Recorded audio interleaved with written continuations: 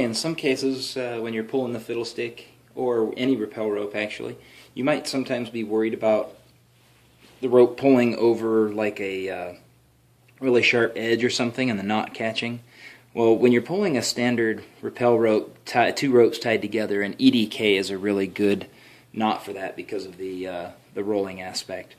There's a way to tie the fiddlestick pull cord on using rappel rope, so you get that same roll factor that the EDK can offer. So it's the same thing as doing the overhand rethread method, only instead of rethreading the rope through back the way it came, you'll start from the other end of the knot. So it would go like this. You'd tie an overhand in your rope,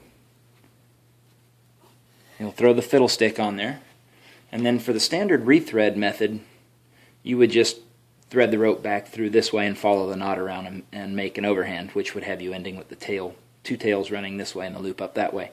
For the reverse rethread, you instead bring the rope down a little further and start in from the bottom of the knot and follow this rope through. So it's the same action, you're just starting from the opposite direction there. So you'll follow that rope around, just like you're tying a water knot or reverse rethread overhand there.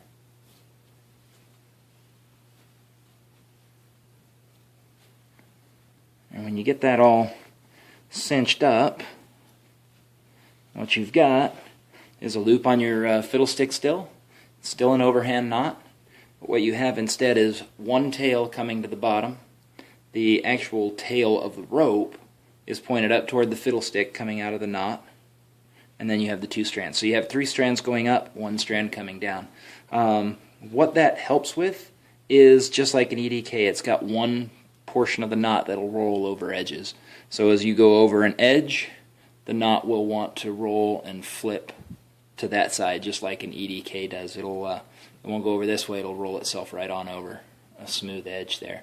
So that's one advantage you can get out of this knot if you're worried about pulling over lips and would like to reduce some pull issues.